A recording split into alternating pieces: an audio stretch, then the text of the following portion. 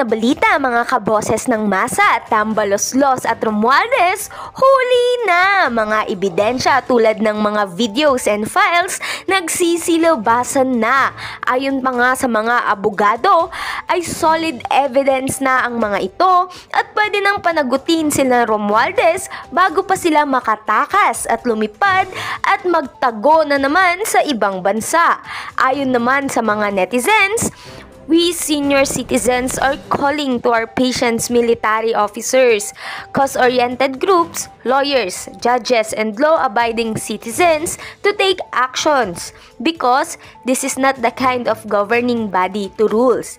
As we are hoping before we die for our old age, we can't just wait to make it worse. At heto pa, gahaman sa pera at kapangyarihan na inaabuso naman. Kasamaan lang ang inalalaman, di pagtulong sa taong bayan. Garapalan ang kasamaan dahil hawak ang kaban ng bayan. Tax ay dapat di babayaran para wala silang paghahati-hatian. Dapat imbestigahan ang lahat na mayroon siya. Simula naging speaker, dapat ang ayaw buksan ng libro, kasuhan, at mapatunayan na higit 50 million lifetime or firing squad. At heto naman ang buong detalye. Panoorin natin ang video at kung bago ka pa lamang sa aking channel, ay mag-subscribe ka na!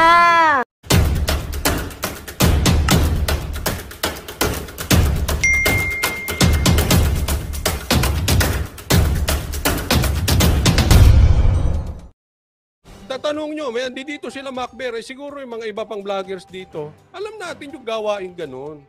Wala kang loyalty. Ha? Wala kang magagawa, opinion ko yun. Alam mo yan ang sisira sa bayang Pilipinas, yung mga taong ganyan. Galit na galit ako sa taong walang loyalty. Matupad lang ang pangarap. Kukuhanin ang pangarap sa maling paraan.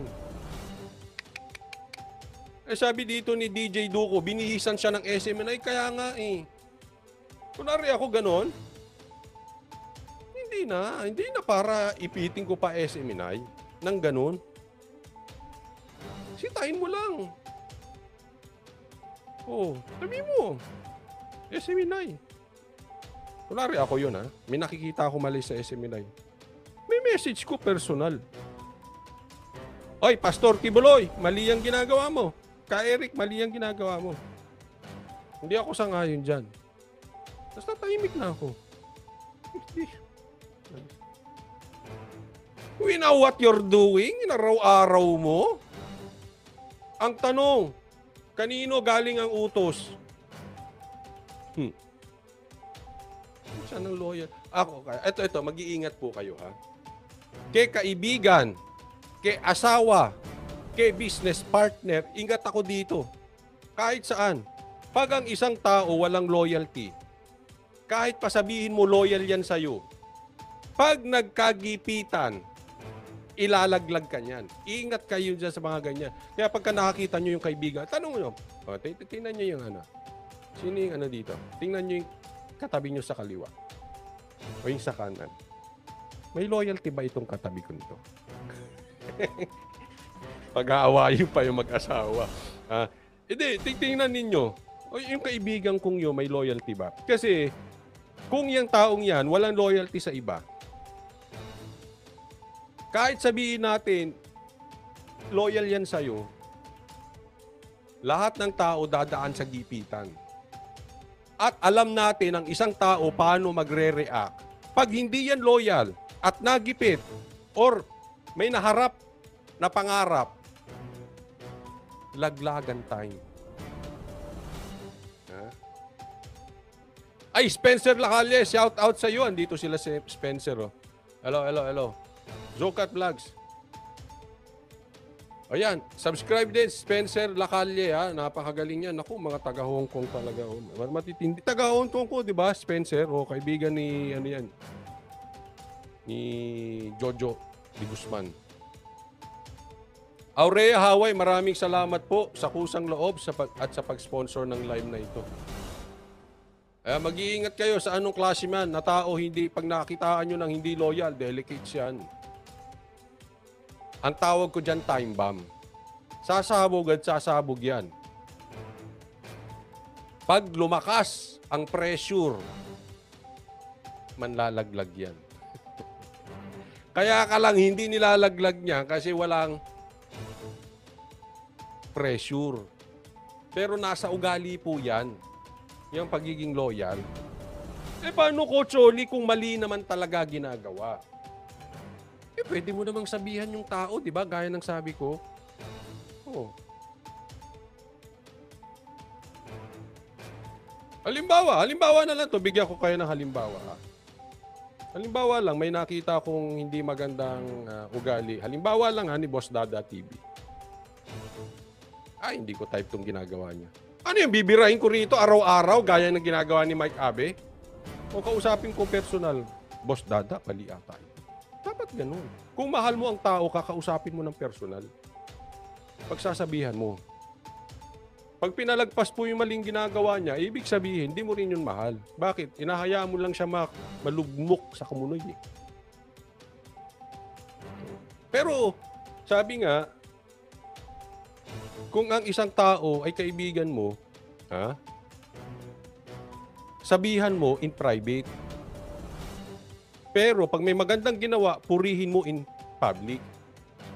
Kaya yung ginagawa ni sabi, para ito sa ang dami nang gumagamit niyan, Brad. Tigil-tigilan nyo kami yun dyan. Itong ginagawa ko kasi kami ay para sa bayan. Utot mo. Funny Putnam, shout out sa'yo. Maraming salamat sa pag-sponsor ng live na ito at sa kusang loob. Funny Putnam. Mali yun. Mali yun. Araw-arawin mo SMNI. Hindi niya naman sinabi para sa bayan. Ewan ko. Siyempre, alam niya naman, ganyan ang palusot eh. Hindi para sa bayan yun. Baka para sa bulsa, pwede. O para sa boss mo. Kolokohan mo. Araw-arawin.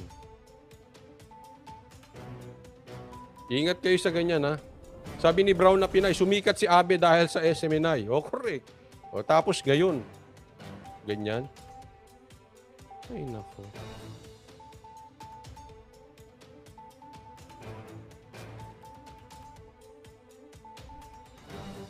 Thank you sa mga nagbigay po ng stars. Rowena Lubiano, Mamita Sel, Kenel, Conrad Loste, Bert, and Aurea Hawaii. Salamat po sa stars, Facebook stars.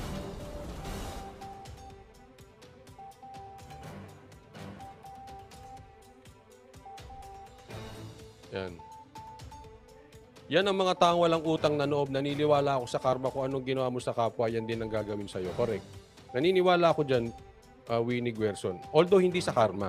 Naniniwala ako doon sa nakasulat na whatever you sow, you will reap.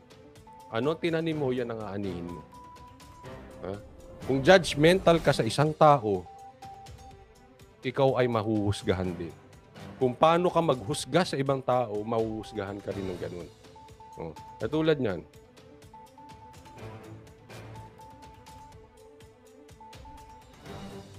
Yang loyalty. Halimbawa lang ha. Wala kang loyalty. Tagal mo dun sa network na yun. Ha? Baka doon ka na nga nakabili ng Amerikana. Hindi, baka lang naman. Baka lang. Baka lang. Hindi sinasabi ba? Sasabihin yan, baka sumagot. Hindi, mayaman ako dati pa. Hindi, okay lang. Dati na ako may Amerikana. Ang ibig ko lang sabihin, tagal mo dun sa network. Ganyan yung asta mo. Wala kang loyalty. Baka mamaya, dumating ang paghuhusga sa'yo, kung anong tinanim mo, yun na, anihin mo. Baka meron kang isang tao na ilaglag ka rin. Hindi ka maging loyal sa'yo.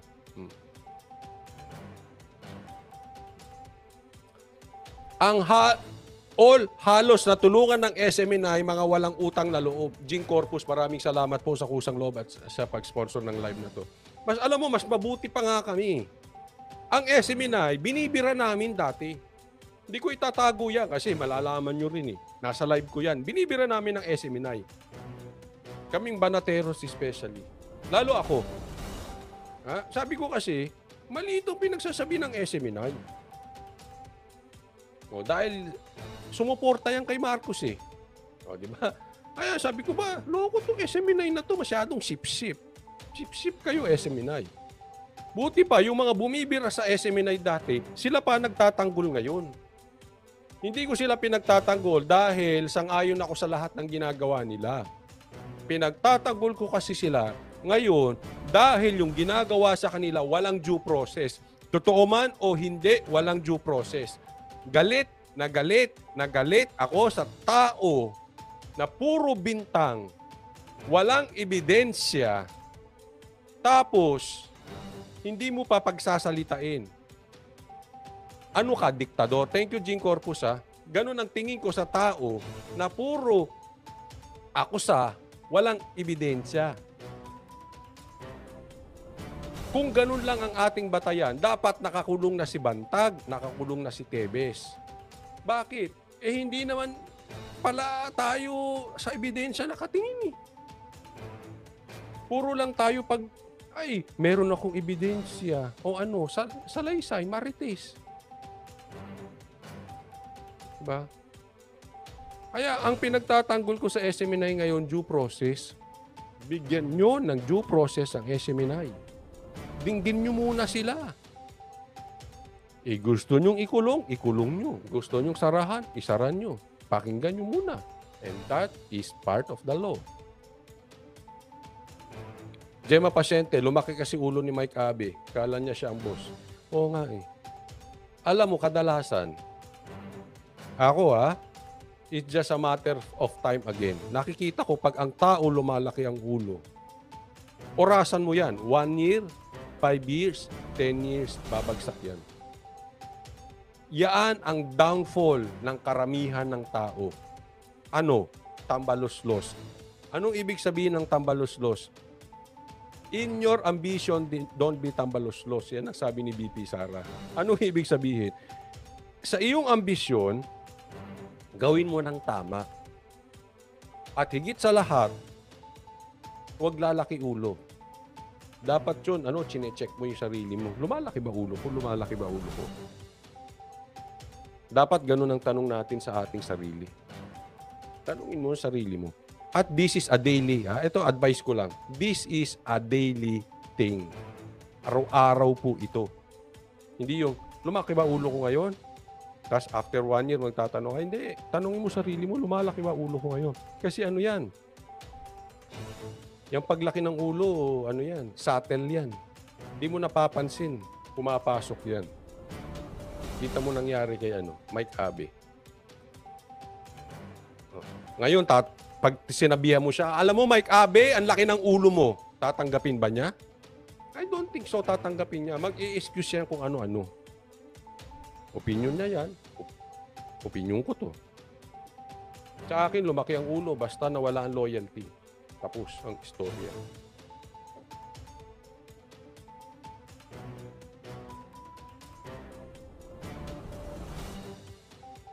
Maris, totoo rin. Sabi niya, si Mike Abe, nung nasa SMNI, grabe ang fake news niyang kay Yorme. Meron pa nga akong nilive niya ni Mike Abe tsaka ni TP. Dalawa yan eh. Dalawang makasip-sip yan. Pinuri nila ng pinuri si Isko. Tapos nung eleksyon, binanatan, sabi ko, hanip kayo.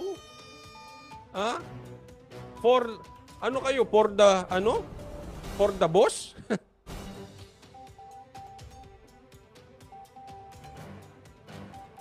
Oy, Buhay Canada 519, nagbigay din ng stars. O yan, all around si Buhay Canada, Nasa YouTube na, nasa Facebook pa. Ay, ito pa isa. Sabi ni Marilyn Manny. Parang feeling niya siya ang pinakamagaling na journalist broadcaster. Ito, isa pa yan. Minsan, dapat ingat po tayo. Tingnan nyo yung inyong mga pinapanood. Hindi lang naman po ito sa journalist at sa mga broadcaster. Minsan sa vlogger din yan. Yung feeling niya siya na yung pinakamagaling. Pinakamagaling na journalist, pinakamagaling na na parang may utang ang mundo sa kanya. Alam nyo na, mahalata nyo naman yun eh. Oo. Tama yung observation ni Marlene Manny.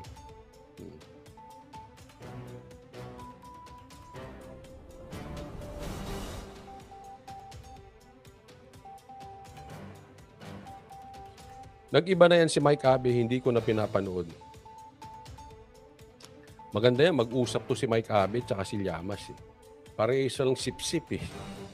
Sip-sip sa magkabilang panig. Pag tiningnan mo naman yung kanilang analogy, gusto kong sabihin, Brad, saan kayo nakatiran dalawa? Parang hindi kayo in touch with reality. Hindi kasi okay lang naman. Kasi sabihin, pinagtatanggol nito itong Mike Abe, pinagtutakbo lang pula. Itong isa, pinagtatanggol lang dilaw. Ikaw din, Coach Oli, pinagtatanggol mo si PRRD. Pare-parehas lang tayo. Hindi po magkakaiba po tayo. Kasi yung analogy ko, nangyayari po ngayon. Sa kasalukuyan nangyayari. Pero yung analogy nila, parang, saan ba nakatira ito? Parang ang layo nyo sa isa mag-a-analogy. Laos na daw si Duterte. Ha? Ano ba to? Sinungaling? O pati siya naloloko ng kanyang pag-iisip? Paano naging laos si PRRD? Kaya nga hanggang ngayon ginigiba eh. Jerry Tosaki, shout out.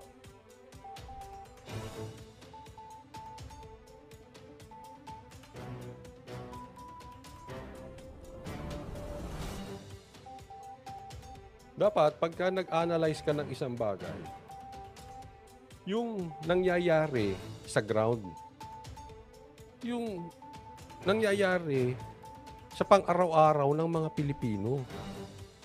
Yung bang, halimbawa, sasabihin mo, malakas pa rin ang dilaw ngayon. Anong klaseng analogy yun?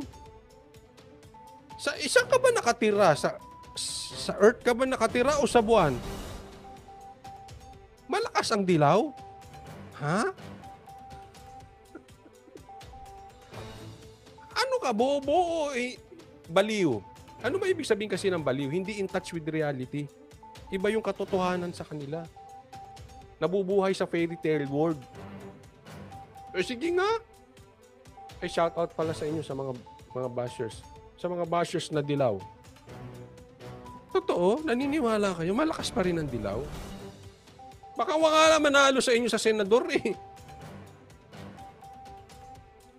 Geoffrey Castillon, maraming salamat po. Shout out, shout out.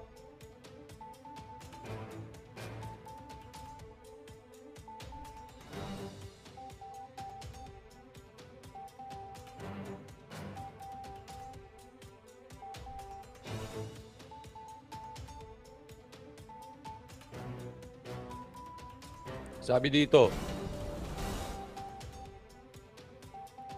baka nakatanggap si Abby ng Christmas bonus, coach, mula sa sukli.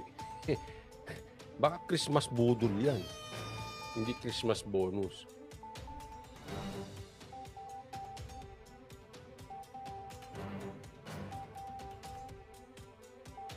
Halimbawa, ako mag-a-analyze.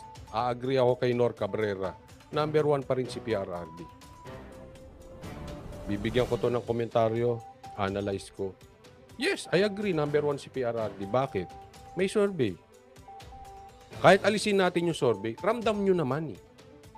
Ramdam yan ng kahit dilaw ng pula. Ramdam, kaya nga idinidiin, kaya nga sinisiraan si PRRD.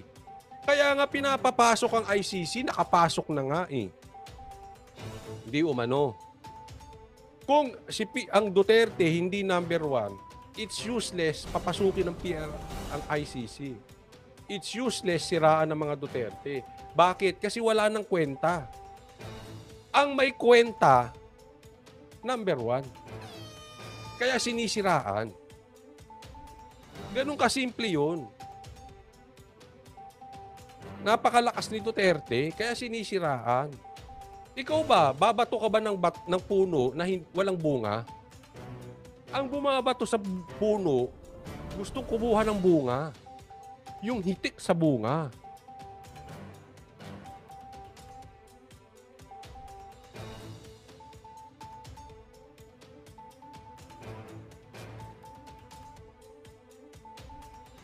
Tapos hindi nila ma-question. Ito, sabi dito, maipakitang resibo na billions na hawak niya. Ha? But anyway, hindi ko maintindihan yung komentaryo. Ang ibig ko sabihin dito, hindi man niya questionin. Ha? Hindi mo ma-question yung due process na ginawa sa SMNI ni Mike Abe. Hindi mo ma-question yung pag-leak yung MOOE. Kahit question, hindi mo ma-question.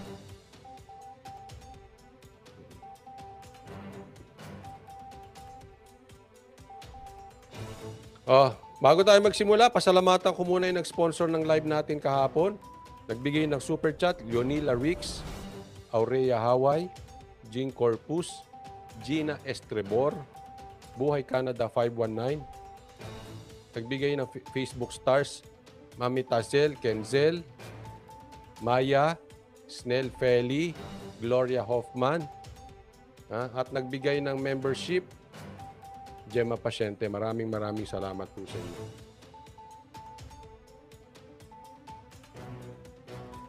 Maraming salamat po, sabi dito. Hazel. Kayo po kasi mga banateros, pag bumanat may power. Sincerely, logically, independent. May matututunan. Talaga kami mga viewers. Ayun, maraming salamat po sa mga banateros-banateras na sumusuporta. Sir Oli, lumilinaw na ang sinag ng Pilipinas sa Duterte. Correct. Sobrang linaw na, Winston, kaya binababagsak. Kaya nga mahaba-haba pa ang panahon eh. Kailangan na bantayan natin. Again, sa mga DDS at sa mga bagong DDS at sa mga lumang DDS at lahat po ng sumusuporta sa Duterte, let's take our cue from PRRD. Ganun lang kasimple yan. Nakita naman siguro natin ang trabaho. Kahit naman si Sara. Ang ganda ng ginawa ni Sara sa Davao. At ako, bilib na bilib sa ginagawa ni Sara patungkol labanan itong mga NPA. Yan po ang isa o pangalawa sa salot sa bansang Pilipinas. Una, droga. Pangalawa, yung mga rebelde. Kaya magaling talaga itong Duterte. Si PRRD at si Sara magaling talaga. Feliz Nel, maraming salamat po. Thank you. Feliz Nel sa stars. Okay, simulan na po natin. Gusto ko lang bigyan ng komentaryo. Baka iba sa inyo, napanood nyo na ito. Pero gusto nating ipakalat pa lalo itong video na ito. Actually, kalat na nga po ito. No? Sa aking palagay, kalat na po itong ipakalat pa para makarating itong ating tanong. Meron kaming tanong sa inyo, Romualdez. Ang taong bayan ay nagtatanong kung totoo ba itong video na ito. Gusto kong bigyan ng komentaryo po ito.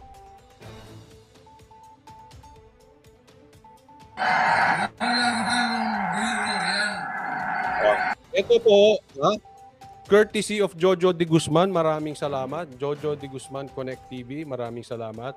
Ito yung nilabas niya, video ni PRRD, pero merong tao sa background. Tingnan natin. Talagang yayarahin ko kayo pag-hirap ninyo sa Pilipino. Galit ako sa inyo. So nakita natin dito si Pangulong Duterte, hindi pa siya Pangulo dito. At nung panahon na ito ay siya ay nangangampanya, At very strong, makikita mo talaga yung may political will at very powerful ang bawat pronouncement niya. Kaya talagang marami talaga ang nabibilib sa kanya. Kahit nga yung mga nakikita nyo ngayon na mga may... Bob Jan, shout out sa iyo, 1992 pa, DDS na. Until now and for tomorrow. Yan. Thank you, Bob Jan. Yung mga tumalikod kay PRRD, yung may mga interest na ngayon. Believe na... Pag-uusapan natin yung traidor. Ang ganda na sinabi. Ang ganda ng tanong mo patungkol kay Mike Abe. Yung walang loyalty. Sabi niya ni Pearl Gantan, 15 years siya sa SMNI. Diyan siya nabuhay. Pinapatuguyan niya siguro si Mike Abe. Tapos, binibira pa ang SMNI. Yan ang mga taong walang loyalty. Kayo po, pagka meron tao sa paligid ninyo na hindi loyal, ingat po kayo. Warning. Kahit kasama nyo yan.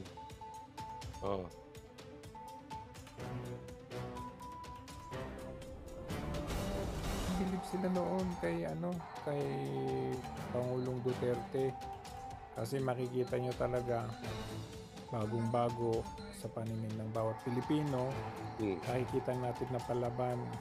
Kahit dito pa lang talagang minumura niya at nilalabanan niya yung western ba, at pati yung mga kalaban, mga durugista, gano'n. Ito yung kampanya ito ha. Tingnan nyo kung sino yung mga nakapaligid na tao sa kampanya niya. Sa isang tabi kung saan mayroong isang tambaluslos na bilib sa kanya noong araw. Pero ngayon anong ginagawa niya doon sa anak ni Tatay Digong? Tignan nyo, ito. Ayan po. Ayan. Nakita nyo? Ayan ha. Rewind natin konti. Ayan. Dito parang lumalabas, palakpak boys pa lang. Tanong lang po, Speaker Romualdez, ito raw ay kampanya ni Duterte. Malamang ito yung 2016. Hindi natin alam kung kailan exactly itong video na ito. Pero lumalabas dito, palakbak boys ka pa lang. Isa ka pa lang, Romualdez, sa mga palakpak boys ni PRRD. Ang tanong, asan ang loyalty? Di ba? Yun eh. Bakit ngayon parang naiipit si Sara? Wag na tayo magmaang-maangan. Kaya nga, dinediretso ni PRRD ito si Tamba. Ako na ang kakampanya sa'yo. Ayoko maging presidente. Yung anak ko, sabi niya, hindi, gusto namin, PRRD. Walang niya, 2022 pa namin tinutulak. Hindi tumuli si Sara. Itutuloy niya sa 2028. But anyway, sabi ni PRRD, ikakampanya pa kita. Di ba? Alam natin na meron na talagang hidwaan si PRRD at saka si Tamba. Isipin mo yan. Palakbak boys ka pa lang. Buti nga nandiyan ka sa likod at sa stage. Kasi alam ko ang kampanya eh. Hindi ka biglang basta-basta mabibigyan ng access sa likod mismo nung mga nagsasalita o nasa stage ka mismo kung hindi ka nabigyan ng access. Ibig sabihin, binigyan ka ng access ng grupo ni PRRD. Kaya ka nandiyan sa likod, kaya meron kang pribilehiyong ganyan. Bagamat ikaw ay palakpak boys pa lang, anong nangyari? Di ba? Hindi, siguro bata pa siya dito, hindi to siguro 2016, no? Tuloy natin. Obserbahan nyo ha, kasi may binabanggit dito si Jojo. Bay, talaga to si Jojo, investigador eh. Mahirap maging syota ito si Jojo, di gusto na. Ay, hindi ako bakla Hindi ibig sabihin kasi 'di ba may mga ganyang syota, no? Mga investigador. May karamihan naman ata ng babae investigador no. Pero ang galing na pag-iimbestiga ni Jojo rito, tingnan niyo ha, tingnan niyo ang bibig, kayo na magdesisyon, hindi na ako. Pero maganda 'yung obserbasyon ni Jojo rito. Tingnan niyo ang bibig. Ray McWild, panay kagat sa labi. Maneurism, sabi ni Ray McWild. Alam mo, meron akong kakilala. Obserbahan nyo Hindi Lagi siyang gumaganyan. Hindi po vlogger. Broadcaster. Mainstream. Dating nasa mainstream. Ngayon naging vlogger ata. Ganun siya ng ganun lagi. Hindi ko na sasabihin kung sino yun. Tingnan nyo na lang. Basta kada niya. Lagi siyang nakapormal. Pero lagi siyang gumagano. Hindi ko sinasabing nagkukok siya ha.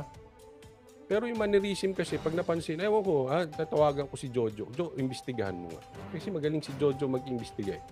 Jo, imbestigahan mo nga. Kasi para yung ganun eh. No, ganun. Hindi ko sasabihin, mamaya ma-libel tayo. Alam mo naman. Pa-imbestigahan natin kay ano. Kasi hindi pa naman natin sure. Pero ito, kayo mag-imbestiga sa labi. Yun ang punto dito ni Jojo eh. Hindi naman natin pinagbibintangan, pero bibigyan ko ng komentaryo bakit natin pinapakita tong video na to. Bukod sa asa ng loyalty niya kay PRR, di bata pa siya rito. Alam nyo naman ang kabataan. Mapusok. Hindi, ganyan ako nung kabataan, mapusok. Pero never, ever akong naghawak ng droga. Kaya nga, kontradurigista nakalagay dyan eh. Never, kahit rugby, hindi po ako tumikim. Iba yung bisyo ko dati. Hindi po bisyong droga. Pero mapusok. Ano mo, kabataan mapusok. Kabataan siya dyan. Nakikita niyo dito sa side. Ayan po. Sino ba yan? Ayan. Nakita nyo. Sino yan? Ayan po. Si Tamba. Oy. Binilugan. Nakita nyo yun? Di, uso kasi naman yan, Jojo. Baka ikaw naman mapagbintang ka, Jojo. Uso kasi yan. Yung kagat labi. Di ba sa TikTok uso ngayon? May palabas pandilan pa ganun. Di ba? Ganun yung TikTok eh. May ganun. Yung pangit mo, Coach Oli, nakakadiri ka. Di kasi may kagat labi. Hindi naman lahat. Kayo nang bahala, humusga. Tayo nagtatanong lang. Bakit ka kumakagat labi? Atid. Kita mo, batang-bata pa si Tamba dito. Ayan. Ano na, Tamba? Makikita mo nga dito eh, kahit noon pa pala, ay kitang-kita na yung pruweba or yung mannerism ng isang, alam nyo na, yung... Ayun. Oy! Nakita nyo yun? Kagat labi.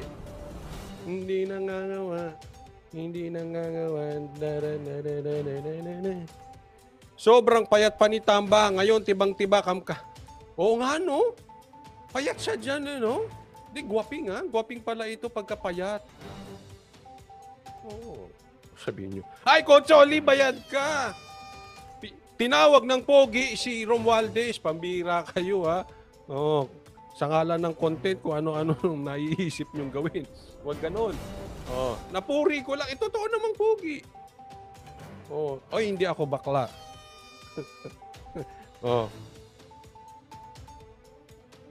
Hindi lang ako insecure. Pag pogi, sasabihin natin pogi. Ano masama doon, di ba?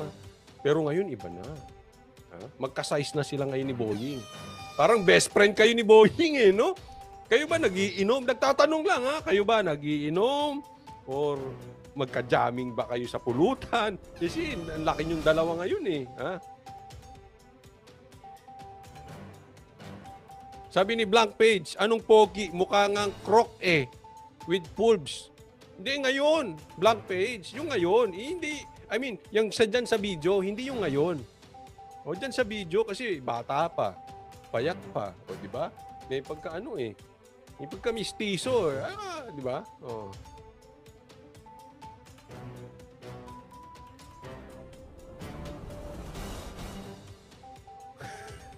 Grabe kayo, Gemma Pasyente, hindi ko banggitin yan. Paano naging pogi, Coach? Parang monggo. Anong monggo?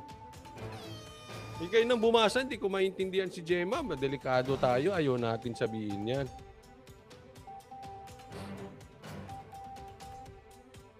Mahirap yan.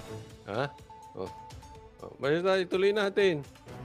Yan tingnan nyo. Mannerism yan ng nagko-cooking, sabi ni Pangulong Duterte. Like pinsan, Hindi ako, ito, tanong ko lang. Hindi kaya ako pinapakita tong video na to. Hindi po tayo nagbibintang. Ang husgado kung meron man magdidemanda, sila lang, ang husgado lang ang may karapatang maghusga. Ganun yung korte lang, no? nakita ko tong video ni Jojo, kaya sabi ko, naalala ko, yung pangako ni DJ Bantag sa akin na kung siya ay magiging senador, isa po yan sa kanyang ilalakad. Ako, talagang dapat magkaroon ng mandatory, sa tingin ko lang mandatory drug test para sa mga matataas na public official. Yan po dapat magawa ng batas. No? Pero sasabihin nila dyan na baka self-incrimination. Pag kasi drug test, pinuwersa mo ang isang tao sa drug test, self-incrimination. Well, anyway, hindi ko alam kung paano yan. Pero maganda, we put efforts para ma-check kung paano natin makikita ang mga matataas nating opisyal na sila. Kasi alam nyo po, number 1 na problem na po ng bansa natin yan. Kahit dati pa, yung droga. Droga, rebelde, mga NPA, pangatlo yung corruption. Yan ang mga problema. No? Kaya dapat mas nagiging magandang halimbawa ang ating mga public officials.